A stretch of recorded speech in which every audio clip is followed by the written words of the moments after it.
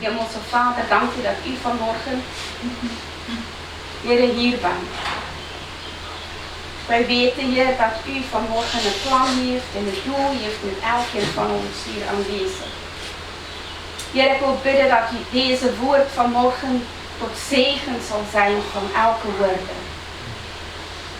Heer, dat uw woord niet leren zal terugkeren, maar dat het zal doen waarvoor u het gestuurd hebt. In Jezus' naam. Amen. Ik wil vanmorgen met u spreken over Jona. Ik denk iedereen kent Jona. Hij is groot geworden in de zondagschool met het verhaal van Jona. Weet niet, wie kent Jona niet? Ik zal kort toelichten. Jona is een heel korte boek in de Bijbel. Je kan het lezen, het is maar 4 hoofdstukken. Zo gaan lezen het vanmiddag. Wij gaan er niet vandaag de hele, alles lezen. Dus ik ga het kort samenvatten voor jullie. God riep Jona om naar Nineve te gaan. Nu ik het gaan opzoeken. Nineve is in Irak gelegen. En de mensen op te roepen zich te bekeren omdat hun zonde groot was. Dus die opdracht was heel duidelijk. God zegt, Jona, ik wil dat jij naar de stad Nineve gaat, zo hij wist waar naartoe hij moest gaan. Hij wist wat om te zeggen, de Heer was heel duidelijk met de boodschap. Maar Jona wilde niet. Hij wil niet gehoorzamen. In plaats van om naar Nineve te gaan, vluchtte hij in de tegenovergestelde richting naar Tarsus. Dat is in in Spanje gelegen. En ik denk aan Malaga. Dus helemaal tegenovergesteld. Als je het op je kaart gaat kijken, zo ver mogelijk.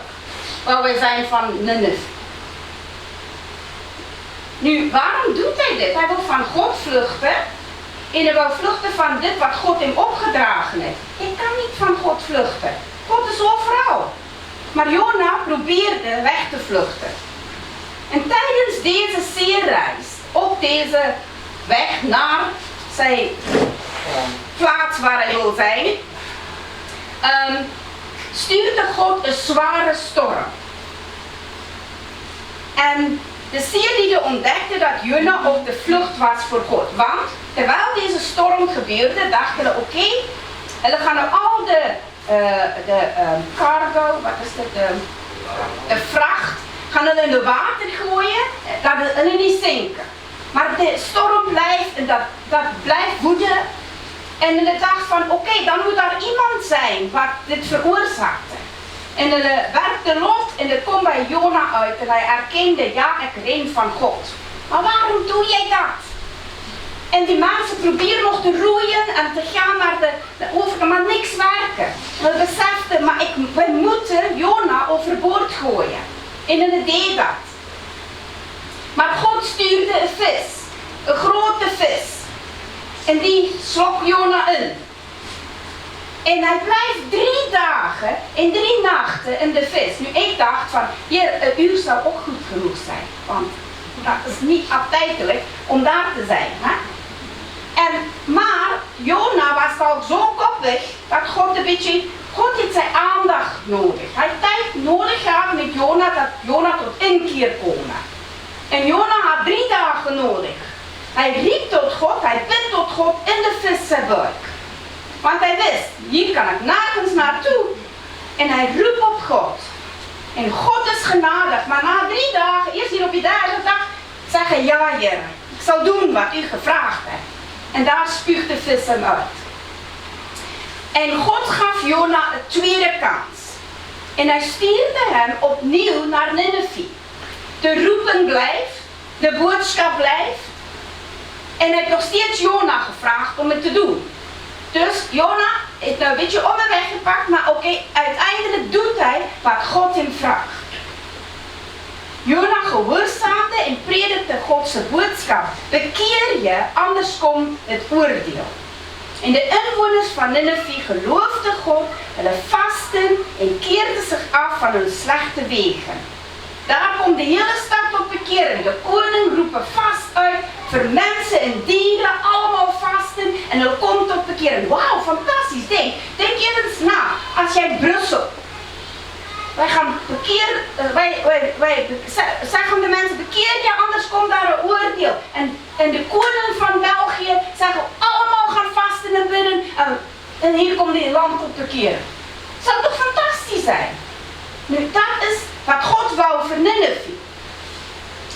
En God zag hun bekering en hij spaarde de land. Ach, er staat, Jona werd boos, omdat God de stad niet oordeelde. En dat God genade toonde aan Nineve. Jona vond dat niet leuk. Daarom wou hij van het begin af niet naar Nineve gaan. Want hij wist, als God aan hem zou rijden, dan gaat de oordeel niet plaatsvinden. En er was een volk wat verschrikkelijke dingen gedaan hebben. En hij wou eerder dat er gestraft worden. Vijanden van Israël. Ja, dat was vijanden van Israël. Dus, Jona werd boos en hij gaat zitten daar en hij maken afkappen of iets voor hem waar hij kan onderschuilen. En God laat een wonderboom opkomen. Plots, hier komt een wonderboom op, hij kan lekker onder de schaduw zitten. En de volgende dag laat hij een worm komen en die stak die of zoiets en die ging dood. En eens weer, zoals wat die één dag op en de volgende dag is die dood. En Jona reclameren, maar alleen.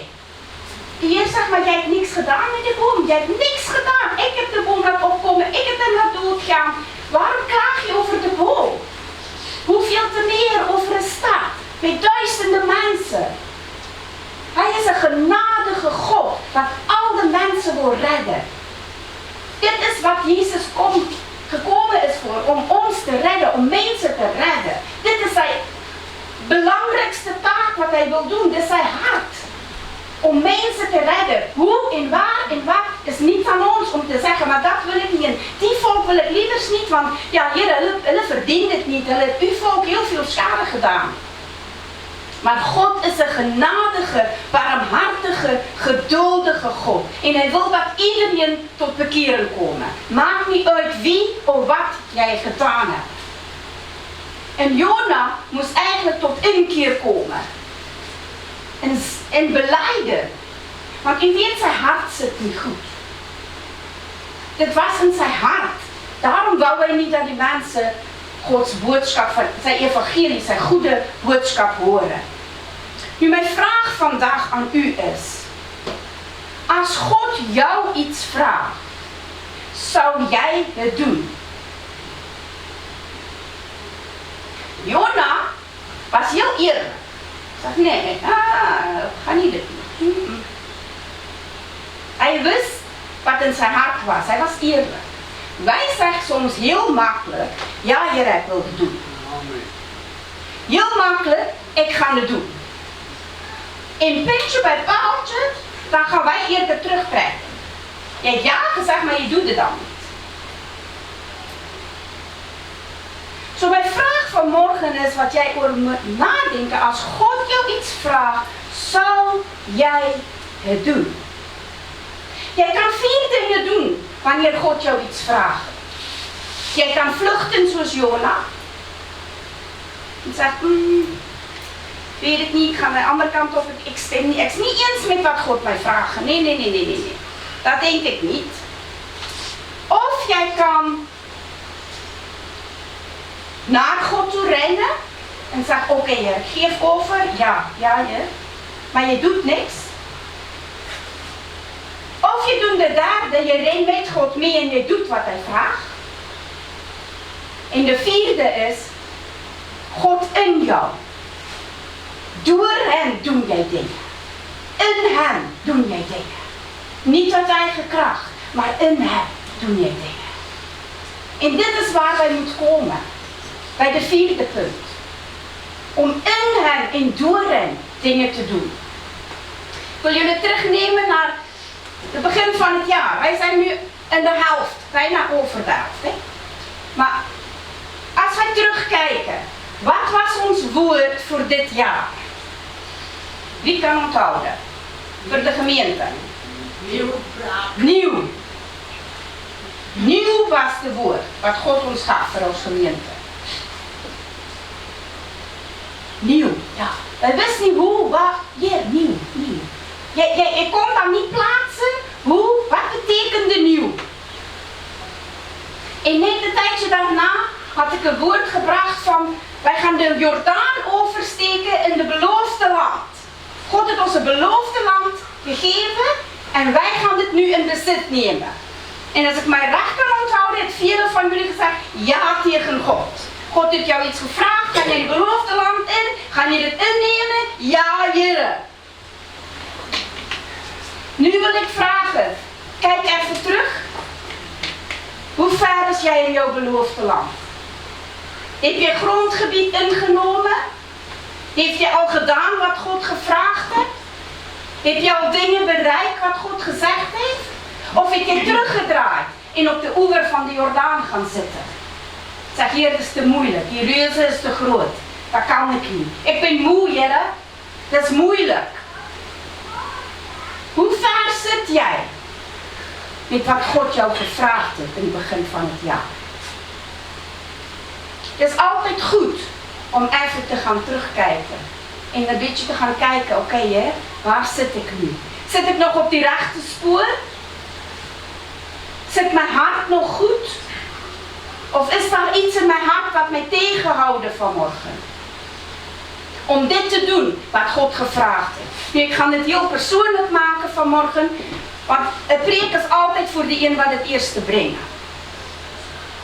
In het begin van het jaar heeft de Heer mij persoonlijk 2 dingen op de hart gelegd. De eerste is om mijn boek te schrijven. En de tweede is de koffiehuis. Want de Heer heeft de droom gegeven over de koffiehuis. Het was niet mijn droom, het was niet mijn idee. Het is helemaal niet. Ik heb genoeg taken. Dat was verder van mij om dat te willen doen. Maar God heeft een droom gegeven. Dat is zijn droom. En ik wist, die 2 dingen moeten dit jaar gebeuren. Dit is mijn beloofde land. Wat God mij geeft. De reuze wat ik moet gaan verslagen om dit in te nemen. Maar wij staan niet alleen bij koffiehuis. Het is niet Esterse koffiehuis. Hè? Het is het Lichthuisse koffiehuis. Maar God heeft mij bepaald bij dit. En ik het begin de eerste 3 maanden heeft ik aan mijn boek gewerkt. Van alles is misgegaan. Ik moest mijn ook al 2 keer overdoen. Nu is mijn laptop kapot, nu kan ik ook niet verder. Dus hij ligt daar bijna gedaan. Dus mijn taak is nog niet voltooid. Wat is de reus? Dus al deze tegenkanten. Dan gebeurt dit, dan is het dat is het. Dan wil je moedeloos raken. Zeg maar, ik kan dit niet. Hoe moet ik het nog proberen? Dat lukt niet. Maar ik heb het even neergelegd en ze zei, goed je, dit zal deze jaar gebeuren. Dit heeft u mij gevraagd. En ik zal dit doen. Maakt niet uit hoe, weet niet waar, weet niet hoe, maar dit zal gebeuren. Wij gaan daarvoor vechten. Dit is een reus wat moet overbrugd worden. Met de koffiehuis hebben wij heel veel dingen gehad en nog steeds.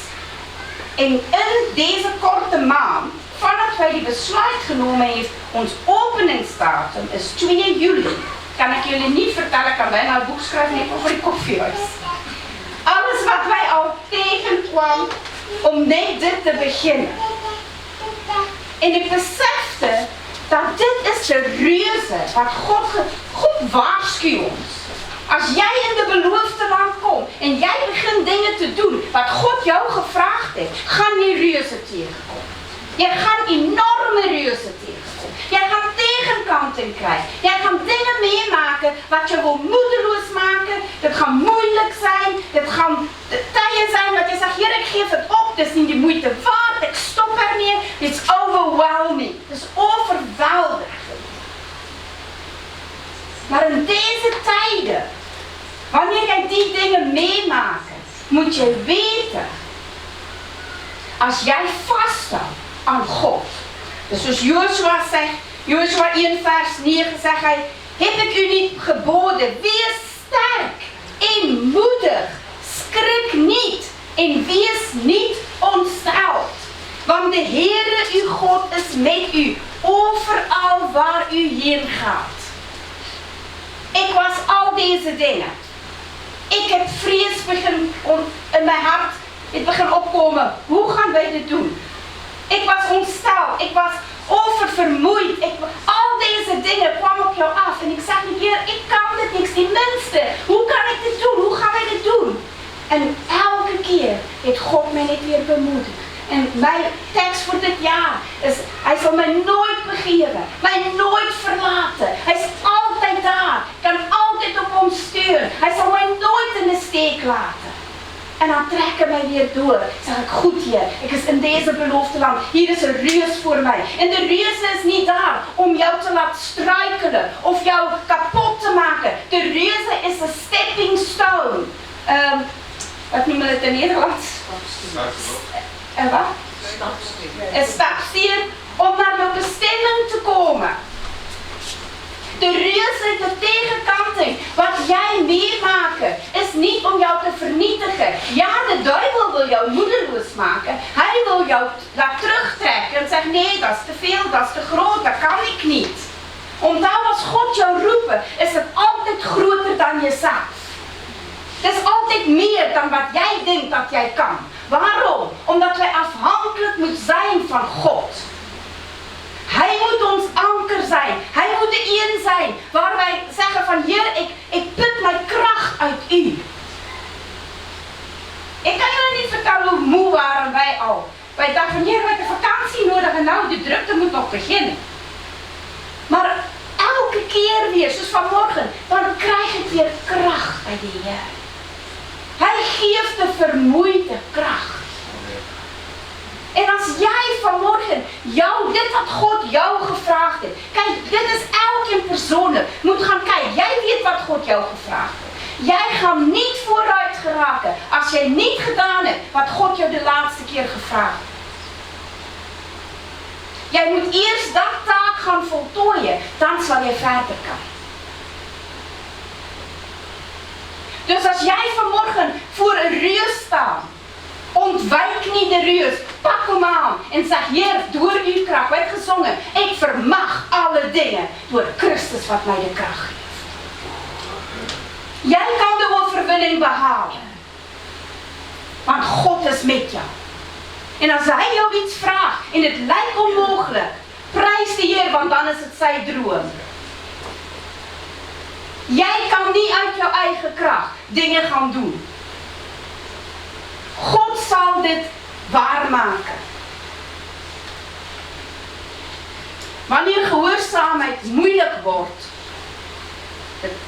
dit wordt zwaar, jij wordt moe, is ontmoedigd of overweldigd, jij wil stoppen, jij wil teruggaan waar het veilig is. Hè? Gewoonlijk wil wij teruggaan en nee, ik sta er niet, het is veel beter hier, niet rust, niks doen, nee. Blijf gewoon doorgaan. Moet niet dit wat God jou beloofd heeft, gaan missen. Door dingen wat op jouw pad komen. Jouw reuzen, verslaan die in de naam van Jezus. Volharding, Charles Spurgeon zei ooit, door volharding bereikte zelfs de slak de ark. Misschien gaat het heel traag bij jou. Maakt niet uit. Wij zijn niet in een competitie wie is eerste daar. God wil weten, wat doet jij met wat ik jou gevraagd heb? Daarover gaan. Doe jij wat ik jou gevraagd heb? Is jij gehoorzaam in dit wat ik jou gevraagd heb? Al duurt het hoe lang?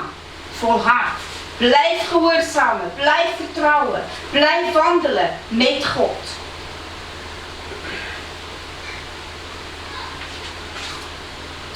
Misschien geloof jij vandaag dat God jou iets heeft gevraagd om te doen. Maar je weet niet zeker, is het God of is het jijzelf? Ik heb vorige jaar, had iemand, dat is misschien al 2 jaar terug, iemand gezegd, ja, ik weet, God heeft mij hier geplant. En een paar maanden later is die weg. God verandert niet van voorstap. God verandert niet. Zij roepen. Als God iets zegt, dan meen hij dat. dan doe hij dat. Dus wij moeten zeker maken, is het God wat het zegt, of is het ikzelf? Is het God wat het zegt? Want als God het zegt, gaat het niet veranderen. Dan is dit die taak, en als jij zoals Jona is, en zegt, maar ik wil dit niet, wat God mij vraagt, dan moet je jouw hart gaan veranderen. Moet je met jouw hart per Heer komen en zeggen, Heer, oké. Wat jouw wil is, niet mijn wil, maar uw wil. Want geloof mij, dit is niet altijd wat wij willen, wat God ons vraagt. Als hij jou iets vraagt vanmorgen en jij wilt dit niet, is het een hartsingesteldheid. En vanmorgen toen ik aan het bidden was, had ik een visioen gehad waar ik zie heel veel harten. Maar dat is heel bedrijvig en onstuimig en overal, en dus een kip zonder kop, overal bezig. En dat kan niet tot rust komen. En het is alsof de Heer zei, hier is mensen vandaag, jij is met van alles bezig. Jij is druk, het is overal en nergens. Jij kan niet tot rust komen om zijn stem te horen. En de Heer wil dat jij jouw hart gaat rustig maken voor hem. Kom naar hem, dat hij jouw hart kan stilmaken. En gaan horen bij hem. Wat wil hij van jou? En als jij in dat rust komt, kan hij met jou werken. Want u weet, alles vloeit voort uit ons hart. Waar jouw schat is, daar zal jouw hart zijn. Hoe weet je waar is jouw hart? Gaan kijken waar spandeer je de meeste tijd. Gaan kijken waar spandeer je jouw financiën. Gaan kijken waar spandeer jij alles in jouw hart. Wat zit in jouw hart? Wat leeft daar? Ik moest mijn hart onderzoeken. Hier in deze tijd, in deze maand dat we nou bezig zijn, heeft de Heer mij aangesproken over mijn hart. En ik moest weer eens belijden en zeggen, Heer, vergeef mij. Ons hart is de belangrijkste. God stelt belang in jouw hart. Waarom doe jij wat jij doet?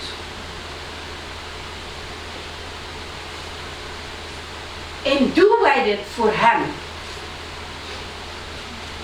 Dus wij moeten kijken naar ons hart. Voordat hij jouw handen vraagt, vraagt hij jouw hart. Voordat hij jouw dienst vraagt, vraagt hij jouw overgave. Volharden en gehoorzaamheid breng je altijd op de plaats waar God jou wil hebben.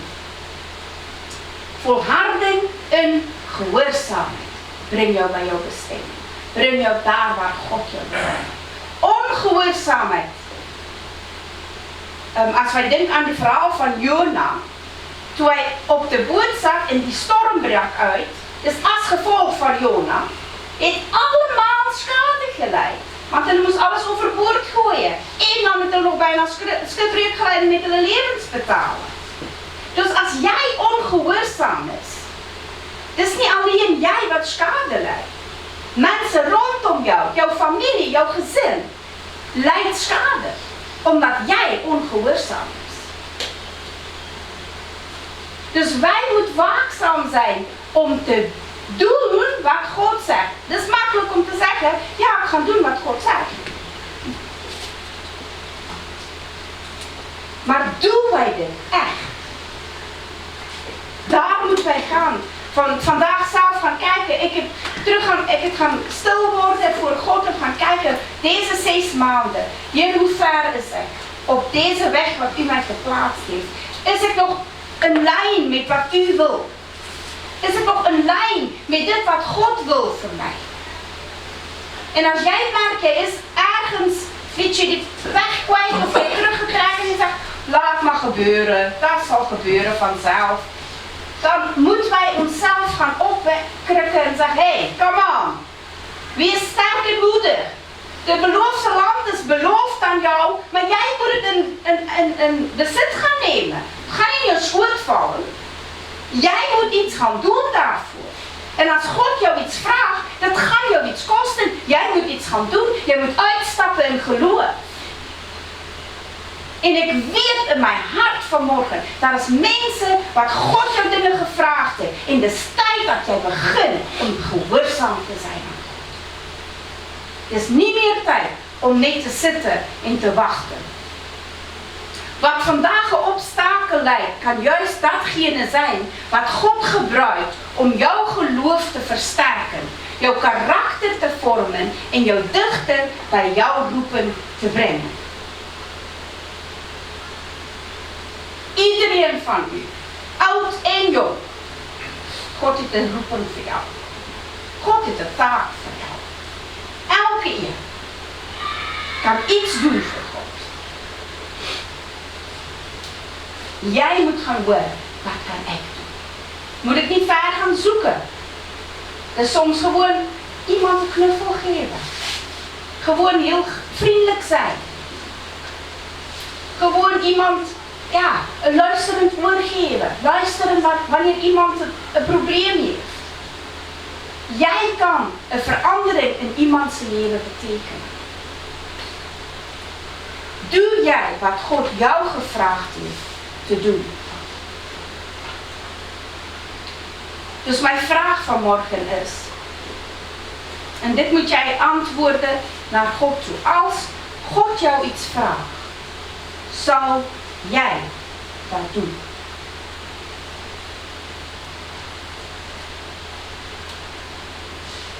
Zal jij dat doen? En dit is iets wat jij vanmorgen bij de Heer moet gaan doen. En zeg, Heer, wat jij mij vraagt, misschien wil jij dat niet. Misschien is het iets helemaal tegen jouw zin, tegen jouw goesting. Jij wil dit gewoon met alles in jou niet, zoals Jona. Moet niet dat die Heer jou een storm eerst brengen om jouw aandacht te krijgen. Zeg ja, Heer. En doe wat God jou vraagt om te doen. Kom wij dit samen. Hemelse Vader, wij danken u vanmorgen voor uw goedheid, voor uw trouw. Heere, u is een God, een barmhartige God. Heere, u heeft heel veel geduld met ons.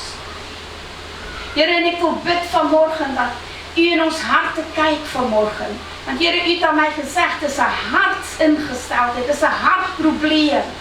Heere, misschien vanmorgen is daar dingen wat ons tegenhoudt om dit te doen wat u ons vraagt om te doen. Misschien is daar dingen, Heere, wat u al zo lang vragen. En wij stellen het maar uit, en wij stellen het maar uit, en wij stellen het maar uit.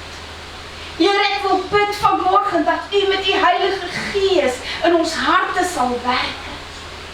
Dat u ons harten onderzoeken vanmorgen. Dat u ons harten vanmorgen binnen ons harten kijken, Heer, en aan ons doen wat u wil dat wij gaan doen. Heer, zijn wij gehoorzaam aan dit wat u vraagt.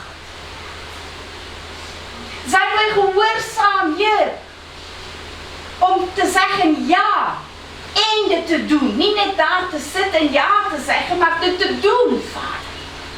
Heer, ik bid vanmorgen dat u door uw Heilige Geest, Heer, kom in ons harten veranderen. Heer, dat u ons harten vanmorgen gereed maakt voor dit wat u wil dat wij doen.